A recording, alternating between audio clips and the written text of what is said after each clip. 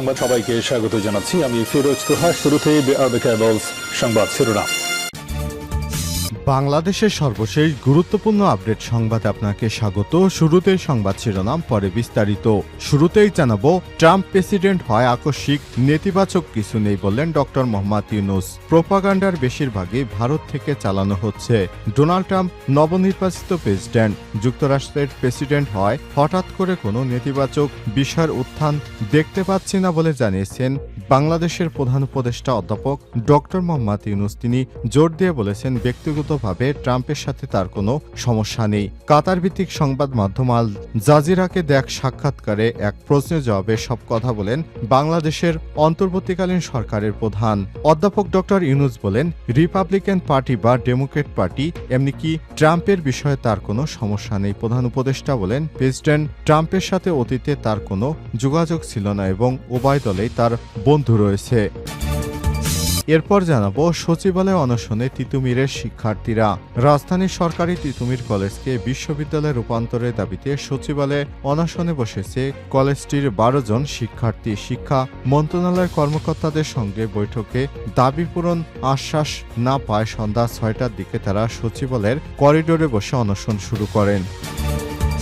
এদিকে বন্দুর খুরের আঘাতে প্রাণ গেল ছাত্রদল নেতার। সিলেটের কানাইঘাট উপজেলা বন্দুরহাটে মোহাম্মদ আব্দুল মুনিম 28 নামে এক ছাত্রদল নেতা খুন হয়েছে। নিহত মুনিম কানাইঘাট পৌর ছাত্রদলের যুগ্ম আহ্বায়ক।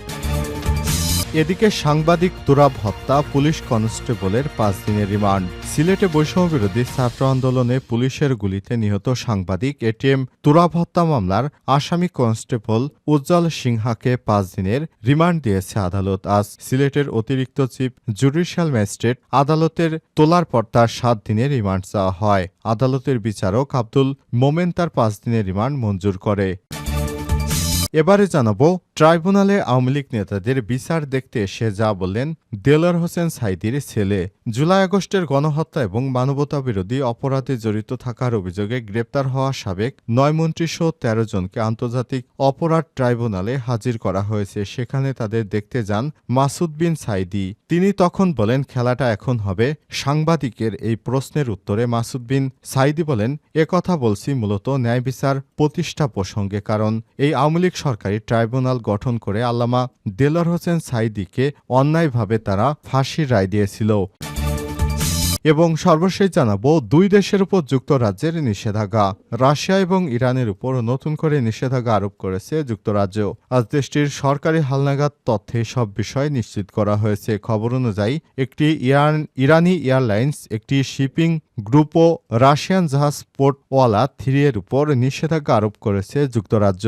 প্রিয় দর্শক, এতক্ষণ শুনছিলেন সংবাদ শিরোনাম, এবারে বিস্তারিত। তবে তার আগে বন্ধুরা, অনুরোধ থাকবে সংবাদটিতে একটি লাইক দিন। এই চ্যানেলে আপনি নতুন হয়ে থাকলে আমাদের সংবাদটি দেখতে দেখতে চ্যানেলটি সাবস্ক্রাইব করে রাখুন। কমেন্ট করে আপনার মূল্যবান মতামত জানিয়ে দিন বন্ধুরা, আপনি বিশ্বের কোন দেশ থেকে বা বাংলাদেশের কোন স্থান থেকে আমাদের সংবাদটি দেখছেন এবং শুনছেন। এবারে বিস্তারিত। যুক্তরাষ্ট্রের ট্রাম্প প্রেসিডেন্ট হয় আকস্মিক, নেতিবাচক কিছু নেই বললেন ডক্টর ইউনূস। প্রোপাগান্ডার বেশিরভাগই ভারত থেকে চালানো হচ্ছে। ডোনাল্ড ট্রাম্প নবনির্বাচিত প্রেসিডেন্ট। যুক্তরাষ্ট্রের প্রেসিডেন্ট হয় হঠাৎ করে কোনো নেতিবাচক বিষয় নিয়ে উত্থান দেখতে পাচ্ছেন না বলে জানিয়েছেন প্রধান উপদেষ্টা অধ্যাপক ডক্টর মোহাম্মদ ইউনূস। তিনি জোর দিয়ে বলেন, ব্যক্তিগতভাবে ট্রাম্পের সাথে তার কোনো সমস্যা নেই। কাতার ভিত্তিক সংবাদ মাধ্যম আল জাজিরাকে দেখ সাক্ষাৎকারে এক প্রশ্নের জবাবে ডক্টর মোহাম্মদ ইউনূস এসব কথা বলেন। তিনি বলেন, আমি মনে করি যুক্তরাষ্ট্রের পররাষ্ট্র নীতি এমন কিছু নেই, কে প্রেসিডেন্ট হচ্ছে যার উপর সবকিছু নির্ভর করে। অধ্যাপক ডক্টর মোহাম্মদ ইউনূস বলেন, রিপাবলিকান পার্টি বা ডেমোক্রেট পার্টি এমনকি ট্রাম্পের বিষয়ে তার কোনো সমস্যা নেই। প্রধান উপদেষ্টা বলেন, প্রেসিডেন্ট ট্রাম্পের সাথে অতীতে তার কোনো যোগাযোগ ছিল না এবং উভয় দলেই তার বন্ধু রয়েছে। অভিষেক অনুষ্ঠানের মাধ্যমে আনুষ্ঠানিকভাবে যুক্তরাষ্ট্রের 47তম প্রেসিডেন্ট হিসেবে শপথ নেবেন ডোনাল্ড ট্রাম্প। 2025 সালের 20 জানুয়ারি ডোনাল্ড ট্রাম্প হোয়াইট হাউসে পা রাখবেন। তার আগ পর্যন্ত প্রেসিডেন্ট জো বাইডেন শীর্ষ পদে বহাল থাকবেন। এর আগে 2017 সাল থেকে 2021 সাল পর্যন্ত প্রেসিডেন্ট হিসেবে দায়িত্ব পালন করার পর দ্বিতীয়বারের মতো দায়িত্ব নিতে যাচ্ছেন ডোনাল্ড ট্রাম্প। মার্কিন নির্বাচনের আগে ট্রাম্প হিন্দু, খ্রিস্টান ও অন্যান্য সংখ্যালঘুদের বিরুদ্ধে বর্বরোচিত সহিংসতার নিন্দা জানান, যারা বাংলাদেশের বিক্ষুব্ধ জনতা দ্বারা আক্রান্ত এবং লুটপাটের শিকার হচ্ছে। এই টুইটে ট্রাম্প লেখেন, আমার নজরদারিতে একটা কখনোই ঘটত না। কমলা এবং জো বিশ্বজুড়ে এবং আমেরিকা হিন্দুদের উপেক্ষা করেছে। ইসরায়েল থেকে ইউক্রেন পর্যন্ত আমাদের নিজস্ব দক্ষিণ সীমান্ত পর্যন্ত একটি বিপর্যয় হয়েছে। তবে আমরা আমেরিকাকে আরও শক্তিশালী করব এবং শক্তির মাধ্যমে স্বস্তি ফিরে আনব। এ বিষয়ে আল জাজিরার এক সাংবাদিকের প্রশ্নের জবাবে অধ্যাপক ডক্টর মোহাম্মদ ইউনুস বলে, এটা মূলত অপপ্রচার এবং সম্পূর্ণ ভিত্তিহীন অপপ্রচার, এটা দুর্ভাগ্যজনক। তিনি বলেন, বেশিরভাগ অপপ্রচারের উৎপত্তি ভারত থেকে। যে কারণেই হোক না কেন, সম্ভবত অস্থিতিশীল জিয়ে রাখার জন্য তারা সবসময় বাংলাদেশের বিষয়ে বিভিন্ন মিথ্যা বিভ্রান্তিমূলক তথ্য ছড়ায়। প্রসঙ্গত, ডোনাল্ড ট্রাম্প নির্বাচনে জেতার পর অনেক জায়গা থেকে শোনা গিয়েছিল ডক্টর মোহাম্মদ ইউনুসের জন্য নাকি ডোনাল্ড ট্রাম্প নির্বাচিত হলে অনেক ক্ষতির সম্ভাবনা আছে। আসলে সবকিছু ছিল ভারতের মিথ্যা অপপ্রচার, প্রোপাগান্ডা।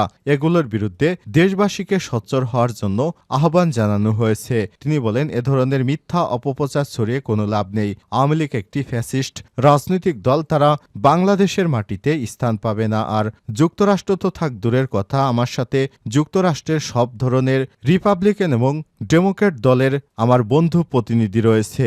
সুতরাং আমার সাথে ট্রাম্পের অতীতে কোনো সম্পর্ক খারাপ হয়নি, ভবিষ্যতেও কোনো সম্পর্ক খারাপ হওয়ার সম্ভাবনা নেই। তিনি দেশবাসীকে বিষয়টি আশ্বস্ত করেছেন। সচিবালয় অনশনে তিতুমির শিক্ষার্থীরা। রাজধানীর সরকারি তিতুমির কলেজকে বিশ্ববিদ্যালয়ে রূপান্তরের দাবিতে সচিবালয়ে অনশনে বসেছে কলেজটির ১২ জন শিক্ষার্থী। শিক্ষা মন্ত্রণালয়ের কর্মকর্তাদের সঙ্গে বৈঠকে দাবি পূরণের আশ্বাস না পায় সন্ধ্যা ৬টার দিকে তারা সচিবালয়ের করিডোরে বসে অনশন শুরু করেন। এছাড়াও একই সময় সরকারি তিতুমির কলেজের প্রধান ফটকের সামনে সড়ক অবরোধ করে ফের বিক্ষোভ শুরু করে শিক্ষার্থীরা। রাত ৭:৩০টায় প্রতিবেদন লেখা পর্যন্ত সেখানে বিক্ষোভ চলছে।